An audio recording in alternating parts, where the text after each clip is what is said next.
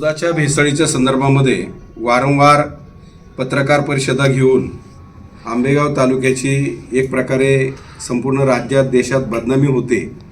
शेतकऱ्यांसाठी आम्ही त्या ठिकाणी काम करतोय। आपण सगळ्या मंडळींनी पाहिलेलं आहे, दुधाच्या बाजारभावासाठी किंवा दुधाच्या संदर्भामध्ये असलेले सगळेच प्रश्न आत्तापर्यंत पोटतिडकीने मांडण्याचं काम आम्ही त्या ठिकाणी केलेलं आहे।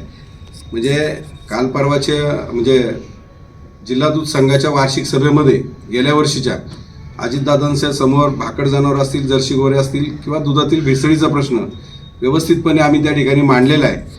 आणि या प्रश्नावर FDA काही करत नाही म्हणून शासनाकडे आम्ही विनंती केलेली आहे। आणि त्या संदर्भामध्ये अजितदादांचं परत देहावसन झालं 3 महिन्यानंतर, निवडणुका होत्या मधल्या काळामध्ये आणि त्यामुळे त्या गोष्टी झाल्या नाहीत। परंतु आता तुकाराम मुंढे साहेबांनी जेव्हापासून पदभार स्वीकारला आहे तेव्हापासून या गोष्टीला वेग आलेला आहे। आणि आंबेगाव तालुक्यामध्ये आणि राज्यातील सगळ्याच भागामध्ये जे काही आरोपी सापडलेले आहेत तेव्हापासून दूध भेसळीचा प्रश्न मोठ्या प्रमाणामध्ये गाजतोय। परंतु यामध्ये अनेक राज्यातले आरोपी असताना देखील आंबेगाव तालुक्याचं नाव मात्र मोठ्या प्रमाणात बदनाम होत आहे। संदीप लोढा आणि सुशांत हिंगे यांचं नाव पुढे घेऊन आंबेगाव तालुक्याची बदनामी या ठिकाणी होते। सुशांत लोढांच्या बाबतीमध्ये त्यांना जे लायसन दिलेलं आहे प्रोटीन पावडर, वे पावडर विकण्याचं, ते लायसन FDAनेच दिलेलं आहे। त्या संदर्भामध्ये याच्या अगोदर त्यांना अटक झाली, कोर्टाने त्यांना निर्दोष सोडलेला आहे। या संदर्भामध्ये त्यांच्याच वकिलांची मी मुलाखत ऐकलेली आहे की ती आम्ही कोर्टामध्ये कंटेम्प्ट ऑफ कोर्ट करणार आहोत। तर हे लायसन कशासाठी दिलं किंवा ते रद्द करता येणार नाही का या संदर्भात तर कोणी बोलायला तयार नाही। दुसरी गोष्ट, सुशांत हिंगे ही जी व्यक्ती आहे, विष्णुकाका हिंगेंचं पुतण्या आहे, ते याचे मेन सूत्रधार आहे। परंतु माझं म्हणणं असं आहे की 26 आरोपींमध्ये अनेक राज्यातल्या भागातले आरोपी याच्यामध्ये आहेत। परंतु येऊन जाऊन आंबेगाव तालुका या ठिकाणी बदनाम होतोय, आंबेगाव तालुका हॉटस्पॉट झालाय असं म्हटलं जातं।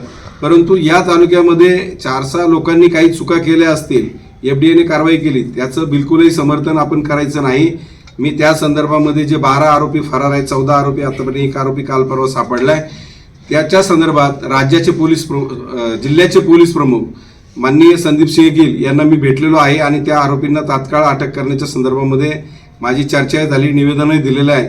आम्ही या भेसळखोरांना पाठीशी घालायच्या बाबतीमध्ये बिलकुलही समर्थन करणार नाही, कारण ही पाठीशी घालण्यासारखी बाब नाही, कारण याच्यासाठी वारंवार आम्ही संघर्ष करतोय। पण सगळ्यात महत्त्वाचा मुद्दा असा होतोय की सर्वसामान्य जो प्रामाणिकपणे दूध घालणारा शेतकरी आहे, आज त्याच्याकडे देखील संशयाच्या नजरेने पाहिलं जातंय। इथून जे पॅकिंग होऊन दूध जे बाहेर जाते ते दूध मुंबई असेल, पुणे असेल या शहरामध्ये किंवा इतर शहरामध्ये जाते, त्या ठिकाणी मात्र या दुधाची विक्री व्हायला प्रॉब्लेम यायला निर्माण झालेले आहेत। ज्या ठिकाणी 500 पिशव्या सेल व्हायच्यात त्या ठिकाणी अगदी 100 पिशव्या कशाबशा त्या ठिकाणी जायला लागल्यात, अशी देखील माहिती आम्हाला त्या ठिकाणी मिळालेली आहे। आणि याच्यामुळं शेतकऱ्यांचं याच्यामध्ये नुकसान होतंय की काय अशी भीती या ठिकाणी निर्माण झालेली आहे। आणि गव्हाबरोबर किडे रगडण्याचा प्रकार या ठिकाणी सुरू झालेला आहे आणि याच्यात मोठ्या प्रमाणामध्ये राजकारण होतंय। काल परवा देवदत्त निकमांची पत्रकार परिषद मी ऐकली आणि ते वारंवार पत्रकार परिषद घेऊन ह्या गोष्टी करतायत। मला त्यांना एक विचारायचे, तुम्ही ना पोलीस खात्यात आहेत, ना तुम्ही कुठले कोर्ट आहे, वकील आहेत, ना FDA मध्ये कामाला आहेत, तुम्ही वारंवार पत्रकार परिषदा घेऊन किंवा तुकाराम मुंढे साहेबांना भेटून येऊन इथं पत्रकार परिषद घ्यायची, आमची अशा चर्चा, आता काय चर्चा झाली ती तुम्हाला माहिती आहे। परंतु तुकाराम मुंढे साहेबांवरती आमचा 100% 101% विश्वास आहे। त्यांनी ज्या पद्धतीने कारवाई सुरू केलेली आहे ती अतिशय चांगल्या पद्धतीची स्वागतार्ह आहे, सगळ्या स्तरातून त्याचं स्वागत होते। पोलीस त्यांचं काम त्या ठिकाणी करतील। मी आत्ताच सांगितलं संदीप सिंह गिल SP साहेबांना मी त्या संदर्भात राहिलेल्या आरोपींच्या संदर्भात निवेदन दिलेलं आहे आणि कायद्याप्रमाणे त्यांना शिक्षा देईल। परंतु वारंवार हा विषय उपस्थित करून किंवा आता आपल्याकडे गोवर्धन सारखी मोठी डेअरी आहे, हे म्हणतात मोठा बोका आहे त्याच्यामध्ये, अरे बाबा बोका असू नाही तर कोण आका असू, FDA पाहिल ना, ते पोलीस पाहतील, ते कायदा पाहिल। तुम्ही वारंवार आंबेगाव तालुक्याला बदनाम केल्यामुळं आज सगळी लोक आंबेगाव तालुक्यातल्या बाहेरची लोक आंबेगाव तालुक्यातल्या लोकांकडे संशयानं पाहायला लागलेले आहे आणि अल्पभूधारक शेतकऱ्याचं ज्याच्यावरती पोटपाणी आहे, जो दूध धंद्यावर, तो थेंबर पाणी सुद्धा घालत नाही। भेसळखोरांच्या बाबतीमध्ये आमची भूमिका आजही ठाम आहे।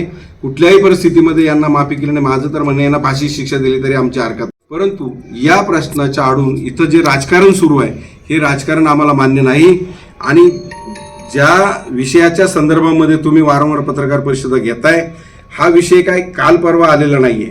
तुकाराम मुंडे साहेब आल्यापासूनच तुम्हाला साक्षात्कार झालेला आहे. याच्या अगोदरपासून तुम्ही साक्षीदार आहे. आम्ही अनेक वेळा हे विषय उपस्थित केलेला आहे, परंतु या प्रश्नाची तड कुठं लागली नाही.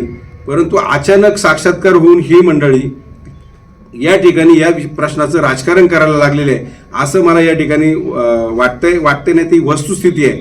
माझं त्यांना सांगणं आहे की तुम्ही स्वतःला शेतकरी पुत्र म्हणून घेताय, परंतु आंबेगाव तालुक्याला किंवा इथल्या लोकांना सगळ्यांना इथं बदनाम करू नका. कारण बदनामीमुळं आज तालुक्याचं नाव राज्यामध्ये देशामध्ये खराब होत आहे. कोण व्यवसाय करतंय, कशा पद्धतीनं करतंय, चुकीचं करतंय की बरोबर करतंय याला पाहायला यंत्रणा आहे.